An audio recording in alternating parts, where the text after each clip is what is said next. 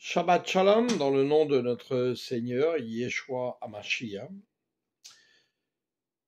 Le Seigneur, je vous l'ai partagé après, je les ai partagés en short aussi, dimanche, après m'avoir fait tomber dans une profonde torpeur et après avoir lu Ésaïe de 5 à 10 sous ses conseils, m'a déclaré des paroles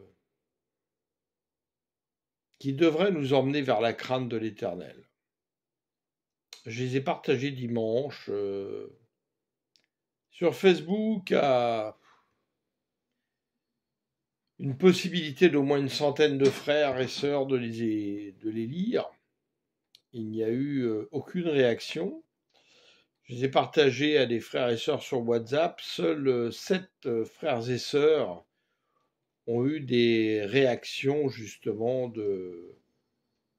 d'adoration du Seigneur, de la crainte, de la prière devant le Seigneur. Les autres, malheureusement, comme très souvent, j'aurais pu leur donner la recette de la tarte à la fraise ou de la quiche lorraine. Il n'y aurait pas réellement eu de réaction de leur part. C'est triste. Sur cette chaîne, il y a une playlist Va dire à mes frères où j'ai donné quelques extraits des paroles où le Seigneur m'a utilisé comme prophète pour ces temps d'aujourd'hui. Malheureusement, peu de réactions, peu de partage et on sent que les gens ne prennent pas ça au sérieux, comme ils n'ont jamais pris au sérieux les paroles des prophètes. Et tous les prophètes ont été martyrisés et assassinés, y compris Jésus. Mais c'est parce que, justement, Dieu savait qu'il en serait ainsi, qu'il savait que le plan divin de la croix allait réussir parfaitement. Heureusement pour nous. Merci, Père. Et si ta parole ne change pas, Père, tu sais que malheureusement le cœur des hommes a bien du mal à changer. Et ce matin, alors que j'avais une nuit un peu tourmentée, en questionnant le Saint-Esprit, en lui demandant vraiment de me reprendre, de nous examiner, d'intercéder vraiment pour le peuple de l'Éternel. La seule phrase que j'ai vraiment entendue le matin, c'est « Ne jetez pas la nourriture sainte aux chiens ». Ça fait encore plus frémir. Et alors que je méditais à tout cela, le Seigneur me fit me rappeler, et je me sens vraiment dans cet état, la parole qui est relatée du Seigneur dans Luc 18. Je vous la lis à partir du verset 9. Il dit encore cette parabole en vue de certaines personnes se persuadant qu'elles étaient justes et ne faisant aucun cas des autres. 2 hommes montèrent au temple pour prier, l'un était pharisien et l'autre publicain. Le pharisien debout priait ainsi en lui-même : « Ô Dieu, je te rends grâce de ce que je ne suis pas comme le reste des hommes, qui sont ravisseurs, injustes, adultères, ou même comme ce publicain. Je jeûne 2 fois la semaine, je donne la dîme de tous mes revenus. » Le publicain, se tenant à distance, n'osait même pas lever les yeux vers le ciel, mais il se frappait la poitrine en disant : « Ô Éternel, sois apaisé envers moi, oui Éternel, sois apaisé envers moi, sois apaisé Éternel envers tous tes enfants qui t'appartiennent. » Moi qui suis un pécheur, nous qui sommes encore des pécheurs malheureusement, qui nous laissons corrompre, Seigneur, par cette vie mondaine. Je vous le dis, celui-ci descendit dans sa maison justifié plutôt que l'autre, car quiconque s'élèvera sera abaissé, et celui qui s'abaisse sera élevé. Alors oui, prenons conscience de l'identité en Christ que nous avons, mais pourquoi le Seigneur veut vivre habité en nous ? Ne nous a-t-il pas dit d'être des témoins devant lui, mais des témoins fidèles de son véritable évangile ? Ne nous a pas-t-il dit « Tout ce que vous avez fait au plus petit de mes frères, c'est à moi que vous l'avez fait » au lieu de passer dans ce monde, voir des gens parfois avoir des difficultés, souffrir et n'avoir aucun cas d'eux. Il y a tant d'exemples à donner, de retourner aussitôt après nos cultes dans notre vie mondaine et de l'adorer plus que le Seigneur. C'est terrible, c'est terrible. Et si nous pensons que l'état de l'Église va bien aujourd'hui, eh bien, c'est que nous avons un vrai problème. Je sais que j'ai vu il y a 2 ans, et je ne suis pas le seul, le Seigneur qui regardait vers le bas, vers la terre, et qui pleurait. Pleurait par rapport à l'état de son Église. Dans les paroles prophétiques qu'il m'a données, il nous l'exprime à plusieurs reprises. Et si sur ces 8 milliards d'habitants, nous constatons ceux qui sont vraiment tournés vers le Seigneur, il y a peut-être 2,5 milliards de chrétiens, mais sur ces 2,5 milliards, il y en a peut-être que 10, 15, 20% qui ont une véritable relation avec le Seigneur. Ça ne nous laisse pas nous réjouir, alors que le Seigneur use de patience, parce qu'il voudrait que nous soyons tous sauvés. Et qu'au contraire, nous voyons plutôt l'apostasie croître de plus en plus. Puissions-nous avoir des cœurs repentants, intercéder aujourd'hui tous pour le corps du Christ, pour les brebis qui lui appartiennent et qui restent à venir à lui. Puissions-nous témoigner de lui, saisir toutes les occasions possibles de témoigner de lui, non pas comme des religieux qui veulent faire du prosélytisme, mais en parlant divinement spirituel selon sa parole, pour leur faire comprendre que Jésus est venu pour établir une relation de cœur à cœur avec nous, et non pour établir une nouvelle religion appelée le christianisme. Donc voici les paroles que le Seigneur m'a données dimanche, et je vous explique un petit peu les circonstances avant que je reçoive ces paroles. Donc le Seigneur me conduisit à lire sa parole à travers Ésaïe de 5 à 10, vers 7 heures du matin. Je tombais régulièrement lors de la lecture dans une profonde torpeur, puis pendant 2 heures environ, je voyais comment le Seigneur utilisait comme celui qui fait la cognée des peuples et des dirigeants, comme il a maltraité son peuple qui lui était infidèle à Jérusalem avec la Babylone de l'époque, en Perse. Quand je lisais, je voyais hélas ce que se produisit et qui se reproduisait, car nos cœurs restent bien éloignés du Seigneur malgré ce qu'il a fait pour nous, et que nous sommes plus là à adorer la nouvelle Babylone. Donc, je ne sais pas si vous avez remarqué que la Babylone se déplace, elle était en Perse, ensuite en Grèce, ensuite à Rome, et aujourd'hui à Washington, avec l'hégémonie mondiale américaine. Pourquoi ? Parce que justement, le cœur des hommes a du mal à changer. Et puis le Seigneur, d'un seul coup, m'a dit, comme il m'a dit à l'époque de 2021 à 2024, dans les paroles prophétiques qu'il m'a données, « Prépare-toi, je vais te parler ». Donc comme je dors régulièrement avec un bloc et un stylo près de moi, je peux écrire au fur et à mesure ce que le Seigneur me dit. Donc, parole du Seigneur, nous rendons grâce, Seigneur, à ta parole, et nous te prions, Seigneur, qu'elle vienne frapper nos cœurs et nous appeler à une repentance, à un cœur purifié, à un esprit bien disposé, et nous demandons de l'aide à ton Saint-Esprit, Seigneur. Oui, examine-nous, corrige-nous et reprends-nous, ô Seigneur. Oui, tu as bien vu, au temps convenu, et selon ma promesse, je suis venu auprès de mon peuple pour en extirper le poison qui coulait en lui. Malgré cela, ceux qui ont cru en moi, dont d'autres peuples venus de loin, m'adorent du bout des lèvres, mais leur cœur reste bien éloigné de moi.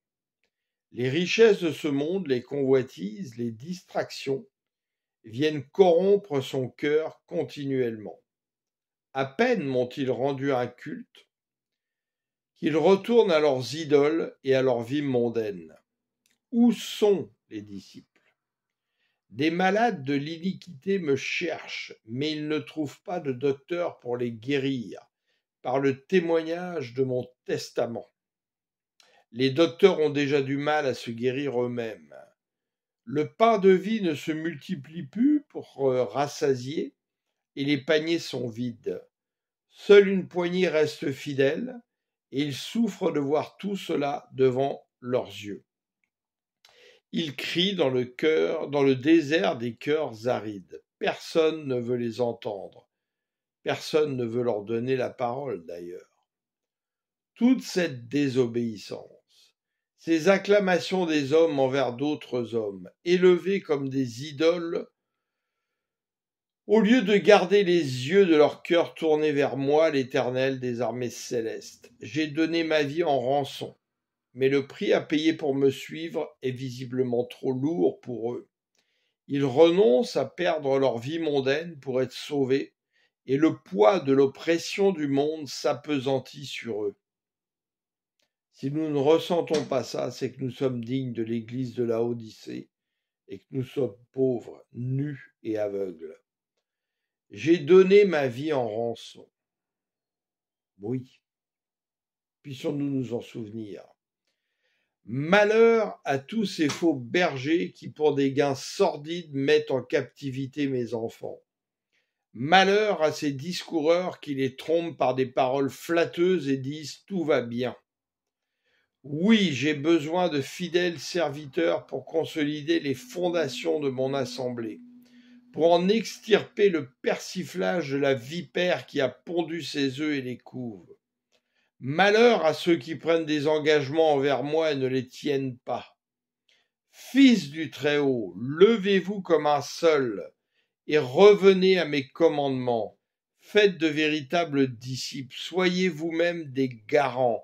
Un garant, c'est aussi un évêque en grec. Donc soyez vous-même des garants de ma bonne nouvelle et de mon testament pour les légataires. Que celui qui a des oreilles pour entendre dise Amen et qu'il revienne à moi avec l'adoration qui m'est due. Alléluia Seigneur, nous te rendons grâce pour ta parole. Béni sois-tu. Donc le Seigneur m'a dit également depuis une semaine que j'ai assez prêché sur cette chaîne des enseignements pour corriger, reprendre, exhorter, enseigner pour nous bâtir solidement, ancrés sur le rocher. Vous avez plus de 3 ans d'enseignement de ma part, mais également de frères et sœurs dans le Seigneur qui ont parlé dans le même sens et que j'ai pu partager sur cette chaîne. Vous avez donc largement de quoi vous nourrir, mais malheureusement, beaucoup aujourd'hui, si ça dépasse 1 ou 3 minutes, n'ont pas le temps. La vie mondaine les attend. Nous n'avons pas réellement soif et faim du Seigneur. On le voit en église, un enseignement qui dure plus d'1 heure, les gens commencent à bâiller, regardent leur montre pour partir. Or, quand on a soif et faim du Seigneur, on aimerait des enseignements qui puissent durer parfois 3 ou 5 heures. Et on en demande encore. Alors le Seigneur m'a dit, reprends la playlist, va dire à mes frères, et puis continue de dire tout l'ensemble de ce que je t'ai dit. Donc je vais reprendre cette playlist et je vais vous lire tout ce qu'il m'a dit pendant 4 ans. Cela représente environ 50 pages.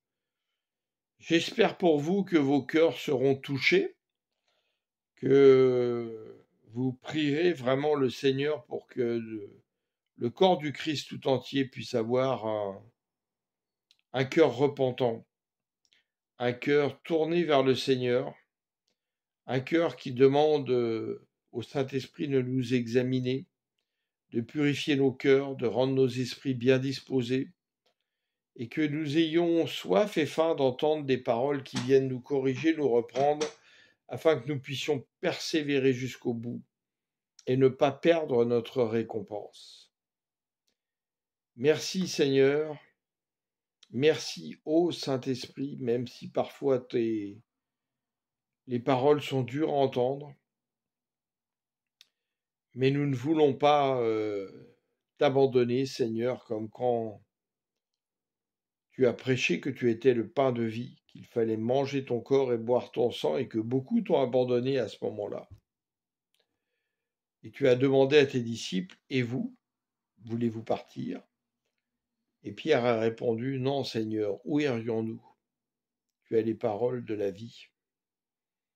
Alors oui Seigneur, puissions-nous être trouvés comme tes apôtres, puissions-nous extirper dans nos cœurs toutes ces ronces, ces racines, ces cailloux, qui font que notre cœur n'est pas assez bonne pour produire du fruit.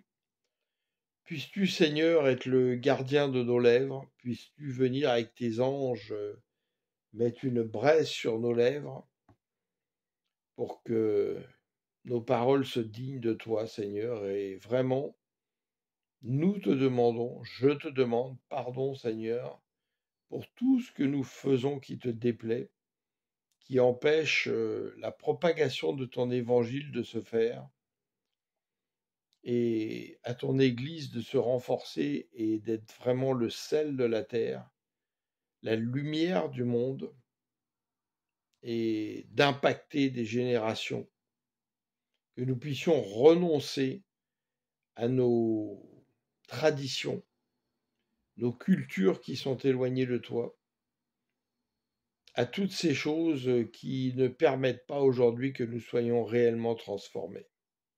Merci Seigneur. Que ton nom soit glorifié, magnifié. Ô Père, oui, que ton nom soit exalté, que ton règne vienne sur la terre comme aux cieux, avec l'aide de ceux que tu as envoyés par ton Fils, comme tu avais envoyé ton Fils, afin qu'il puisse témoigner fidèlement de ta parole, Seigneur. Et que nous osions, Seigneur, perdre cette vie mondaine, faire mourir en nous cette vie mondaine pour te servir. Oui, tu nous as laissés dans le monde, mais tu déclares que tu connais nos besoins avant même que nous les exprimions. Et pour cela, tu nous demandes avant tout de chercher premièrement la justice et le royaume qui sont ton Fils, la justice qui a été établie à la croix. Voulons-nous porter notre croix, et le royaume avec ses principes divins que ton Fils nous a exposés. Alors oui, Seigneur, donne-nous accès à ce royaume par la mortification des choses du monde en nous-mêmes, et donne-nous l'abondance, Seigneur, pour que nous soyons nous-mêmes des sources de bénédiction, Seigneur, des sources de provision pour tous ceux qui sont dans la difficulté, que nous puissions vraiment, Seigneur, aider notre prochain, et que les hommes puissent te rendre toute la gloire à travers les œuvres que nous ferons, et qui amènent les personnes à reconnaître que tu es l'Éternel. Qu'ils ouvrent les yeux, qu'ils regardent autour d'eux ta création, et comme le dit l'apôtre Paul dans Romains, qu'ils puissent voir les perfections invisibles de Dieu. Et viens renverser notre folie humaine, Seigneur, et mets à la place ta sagesse divine dans nos cœurs. Amen. Alléluia. Merci, Seigneur. Passez une très belle journée en la présence, la plénitude de notre Seigneur. Et je vous incite vraiment à méditer votre Bible et les prophètes, les psaumes, parce que dans les psaumes, il y a beaucoup de paroles prophétiques, de méditer les avertissements du Seigneur, les avertissements des apôtres, ne pas lire que les paroles qui viennent flatter et corriger, parce que c'est ces avertissements qui nous empêcheront de trébucher, que nous ne reproduisions pas ce que le peuple de l'Éternel, malheureusement, a fait pendant des années, que nous n'ayons pas un cœur double, un cœur partagé, mais un cœur qui soit véritablement un trésor, là où puisse habiter l'Éternel par son Saint-Esprit. Amen. Alléluia.